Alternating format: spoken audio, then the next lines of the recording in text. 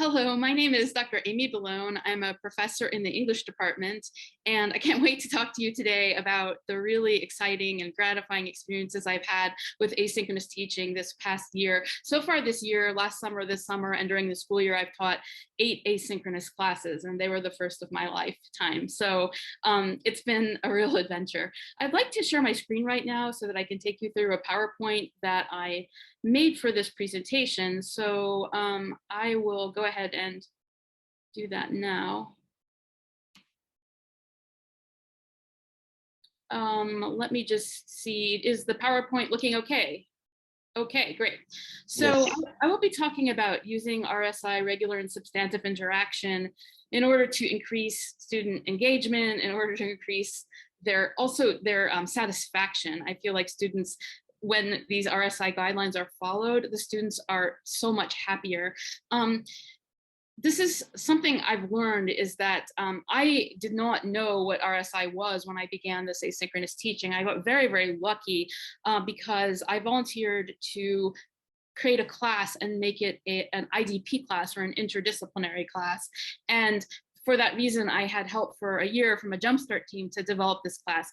On the bottom of my screen, if you can see what I taught this past summer, it's 480. It's a class on the fairy tale. And so I had a lot of help putting this asynchronous class together. I still didn't think I'd be able to do it, even into the spring of 2021, I think it was. I was saying, I don't think I can put this together. I can't do it in the summer. I was that worried about it. So the fact that things have gone as well as they have, I actually think my evaluations may be better than they have ever been in my life. And I've been teaching here since 2001.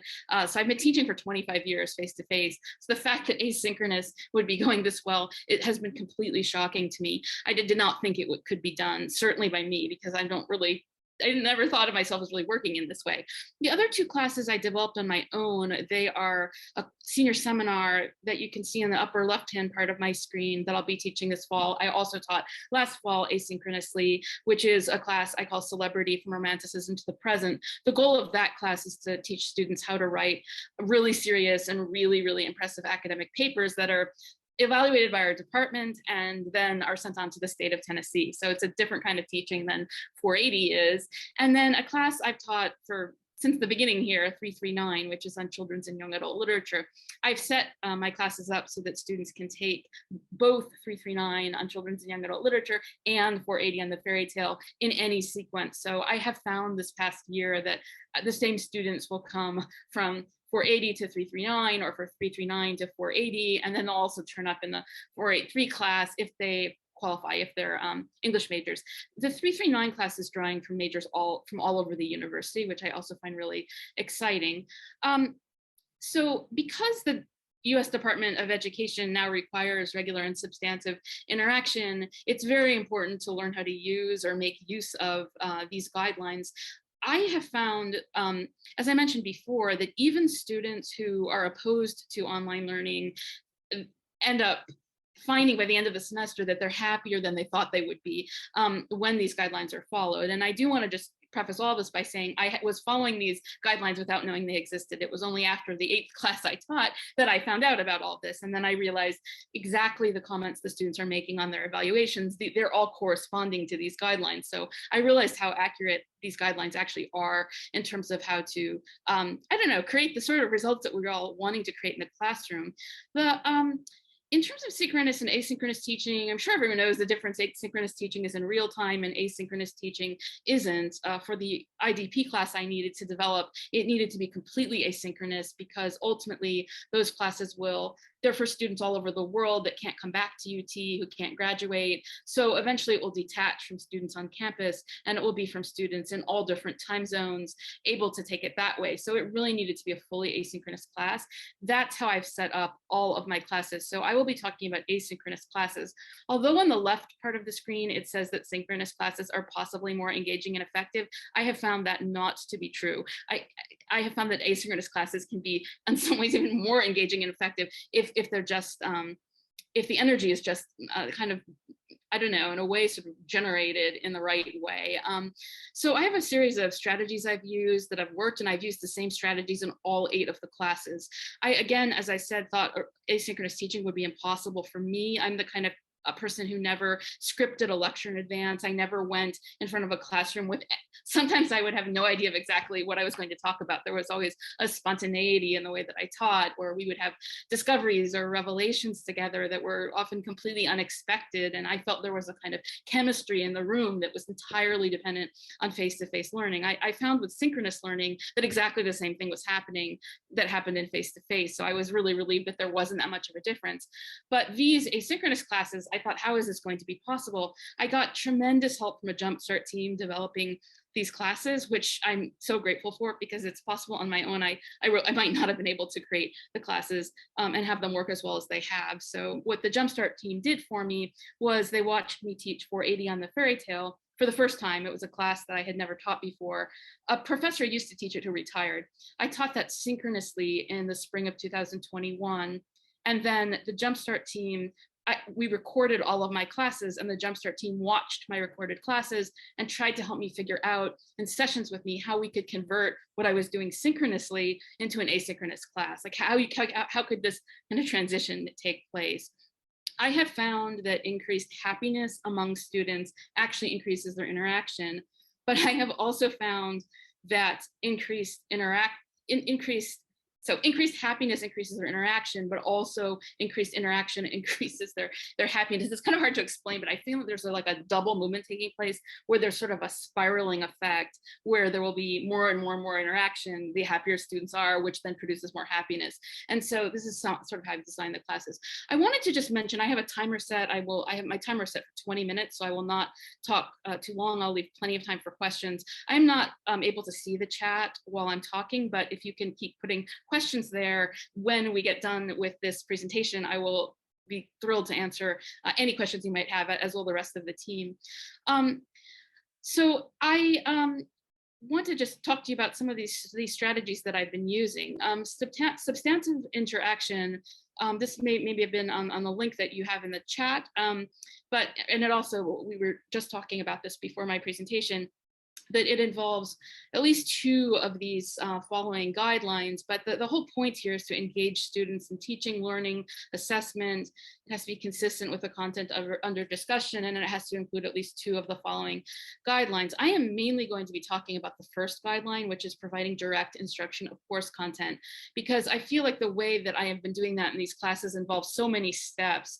It does include the pre-recorded lectures that I make available in advance. For every week of the class, they're all available. But there are so many other components to how those pre-recorded lectures are working that I would love to talk to you about that. And then also the feedback point, I feel like has really, in my students' evaluations, come up again and again about what they're enjoying so much about the classes. In terms of 3 and 4, for the third, providing information or responding to student questions, on the simplest level I have on the syllabus that I will respond to any email I receive within 24 hours. And I'm very frequently on email. Even before this semester has started, I've answered some actually questions that have turned out to be really important. A student who didn't understand the Ovid that they were assigned, I asked a question, I answered that question to the entire class, and then that came into the discussion post already. So I definitely make a lot of use of email. But in terms of in real-time group discussion, I don't do that in the asynchronous, but I think discussions are working on a different level. I am always available for Zoom appointments though, so I have one-on-one interaction with the students that way whenever they want it. So how does direct instruction work in my classes? On the one hand, it's through the lectures. The lectures, all of them are preceded by focus questions. So this is for my children's and young adult literature class. I've given it the subtitle in my department, Fantasy to Cyberspace, to make it sound a little more exciting, since this class used to only attract majors from the education department and absolutely no one else. Right now it's attracting students from absolutely all over the university. So that's what I want. I don't want students from only one department or another in this particular class. So what focus questions are, these I was helped to develop these by my Jumpstart team, who told me to do this. And I modeled these after the quizzes I used to give every Friday or every Thursday. The last teaching day of every week in a face-to-face class, I would give 5-question quizzes. And so I ended up modeling these focus questions exactly on the types of questions I used to give in those quizzes. They are all based on my lectures. So before every lecture, the student sees on one screen, at the top of the screen, they see these focus questions. Right after they see the focus questions, they see my lecture.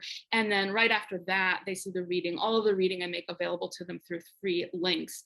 In the case of the children's lit class, I sort of made my thumbnail print so that I'm always wearing a white jacket. In my celebrity class, I did it so I'm always wearing a red jacket in these prints to kind of give a certain consistency so the students know what to expect.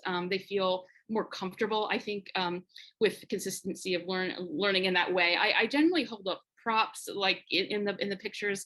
I spent a lot of money on mugs so that each mug corresponding to different stories could be used, and anything like this at all I find actually just makes things work better. So I have my lectures. I'm going to just speed through this because just if you have your screen open, if you can see for Snow White, you can see the focus questions, you can see my thumbnail print for my lecture.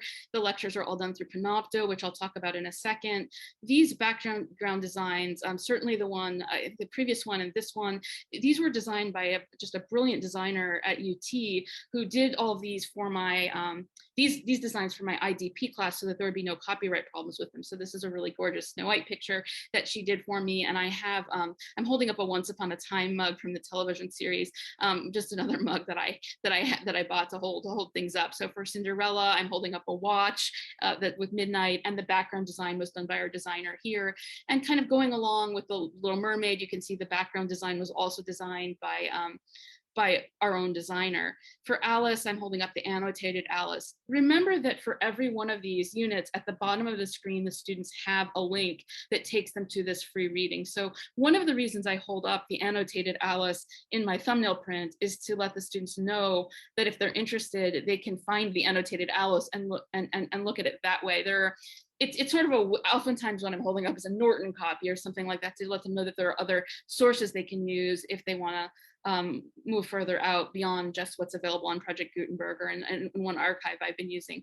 The Wizard of Oz is a hilarious example because when I made this thumbnail print, I didn't have anything and I didn't know what to do. So I just saw something on my bookshelf that was a present that someone bought, maybe I bought, maybe one of my kids bought from some airport somewhere. And I thought, well, I'll just hold this up because it seemed like relevant since it was a city and the Wizard of Oz has to do with the city, but it hasn't been a problem to just hold random items up from my house. I've actually found students enjoy that it all makes sense to them. In this case, I'm holding up the Norton copy of The Secret Garden for my lecture, and then these are all preceded, as I was saying before, by focus questions. The reason I'm mentioning the focus questions is because what ends up happening in my classes is that after the students watch the lectures, which are preceded by focus questions, they need to write discussion questions that are very, very detailed. And then every student needs to find one student in the class and make a video reply to the student's written post. So every student reads every other student's discussion post, and every student then chooses a student. It's all done publicly and makes a video reply. So I've just found that they've mentioned they really enjoy the focus questions because it gives them a sense of what to listen for in the lectures, and then it gives them sort of clues about how to write these discussion posts, and then in turn there are video replies. And the final aspect I want to talk about, there's feedback then involved in this in writing and through rubrics through me. And the final stage of this is that I make weekly videos to the students about everything that's taken place during the week, which involve their discussion posts, their written posts, their video replies, any questions that have come up. It changes every week. And so I do that every single week for my different classes. And I'll show you some pictures of those. So Sherlock Holmes, we got the focus questions, Peter Pan. This is a volume that I wrote the introduction and notes for, which I tell the students that they can still get this book. It's on the market through Barnes & Noble Classics, but they don't have to buy it. Peter Pan 1911 is available for free through Project Gutenberg, so that they have no obligation to buy these books that I'm holding up. So I think just as we sort of get toward the end of my class, I also wanted to mention that the New Directions unit in my children's lit class, I asked the students to just suggest any books that weren't on the syllabus that they might like to see on the syllabus in the future, or I asked them about what the future looks like or what they think it will be like in 10 years. And I give them freedom to talk about what excites them the most that we haven't done, or to speculate about the future, because actually the reading list for this class right now, compared to how I used to teach it when I was a graduate student, there's almost nothing in common. I think the only two works in common between now and then are Cinderella and Alice in Wonderland, and everything else is different now. So I think they like to have that sense of power and being able to shape the future of the class. And what I'm holding up, I had absolutely nothing. So I just grabbed something on my desk here, which happens to control the color of the light on a sort of a glowing cube I have on my floor. But it doesn't matter. So this is an example of just how easy it can be to hold up a prop and make it look to the students like it has something to do with the topic. So I do think there's something very interactive about Panopto, which is the way I record my lectures. I do have a dual monitor so that on one screen I have my PowerPoint, and then on the other screen I'm looking at the PowerPoint on my screen, but there are ways through the different mechanisms of recording this that I can upload 2 streams to Panopto. One is just my face talking, and the other is the PowerPoint. And so what this enables the students to do is to choose how they see the it doesn't look like it does now, where I'm off to the side of the screen and the PowerPoint is central. The students can actually play around with how they see the presentations. I do carefully caption all of my presentations myself right now. I didn't do that for last summer, but I found that the 85% success rate that was taking place wasn't enough. So I found that the students were making mistakes because they were seeing the words wrong on the screen. So now I caption everything carefully myself. I do change my virtual background for everything in 480 and 339. As I just mentioned, I use objects around my house, different mugs.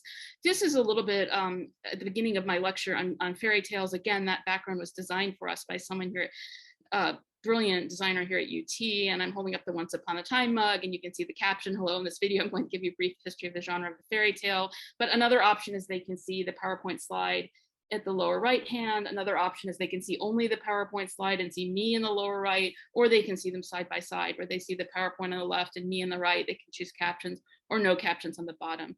In terms of the anonymous evaluations, I found that students really often talk about my enthusiasm or my ecstasy or my joy or my passion. And this is what I expected not to come across in asynchronous teaching. So I found myself often re-recording lectures, because in the beginning, having no experience being on camera, I found that I would often give a lecture where I thought I seemed really happy or was really happy, but then I would watch the lecture and I would realize that that happiness that I thought I was projecting wasn't coming across when I was viewing it. And I realized I actually had to increase my happiness level by about, 20%, so that it would radiate out of the screen. So this was the learning experience to me.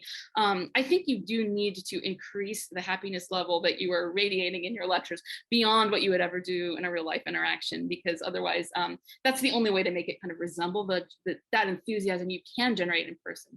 So the students say words like passionate, inspires them to be a better professor, that they enjoy the tone, that they look forward to completing the assignments, but this is partly because of the lectures, that I'm so excited, that I'm passionate, that they've never seen anyone as ecstatic and joyful that I am. I think this is coming through through these lectures. And they also say, this comment here is actually one student. It was one single comment. I just divided it into bullet points just to make it easier to read. But the end of the comment here is that because I communicate that I want my students to succeed, that's why they put in the extra effort and why they do succeed. So it's again, kind of what I was talking about before about increasing interaction, increasing happiness, that all of this being kind of self-generating. That this student who says I've crafted the most excellent asynchronous course they've taken at UT, the reason for this ultimately is that my passion is contagious. So I think, again, the passion is coming through. I do think it comes through in my comments, in my written comments, and in my weekly videos, but I also think it's coming through in these lectures. So this is, again, why I wanted to mention that I do think that making these lectures in advance and, again, increasing your energy level beyond what you think it should be in a real life interaction seems to be really important. One says they were helpful for the readings. Others say that one of the best professors, passion, kind, energetic, etc. So great information in the lectures, but enthusiasm being infectious. So I think this is, again, a good sign that the pre-recorded lectures are working. They're preceded by focus questions, and then they're followed by discussion posts and video replies. I give them an example. I know this is illegible.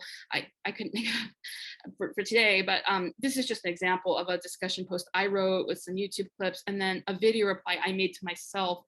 One of the really important aspects for me in this class in terms of happiness is that I want for every rubric I have as part of the rubric that a student needs to compliment the other student for the written discussion post, or for everything, that has to be half of what they do in their video replies. So I feel like that creates happiness, because the students are always hearing something positive about what they've written.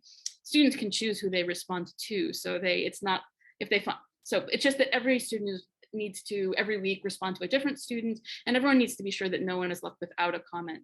I have pretty careful instructions about how to make the discussion posts, about what the due dates and grading are, and then up in the upper right, those three vertical dots, the students can see the rubric there. And the way I do my feedback is I do them on SpeedGrader. I click SpeedGrader there. And what I see with SpeedGrader is this. This is for this semester. So you can see that the criteria for these written posts involve the prerequisite 500 word count, follow-up questions for classmates. They have to be about the weekly lectures. They also have to be about the reading materials. If I were to click 10 here, it would show up as 10 automatically on the far right part of the screen. And then at the bottom part of the screen, this is what the students see in the rubric as well. They can see that the video replies have to, number one, be warm. They have to complement something they liked about the student's post. And two, they have to be question-oriented, where they talk about what the students' post made them think about. In terms of assignment comments, this is the bottom of the screen on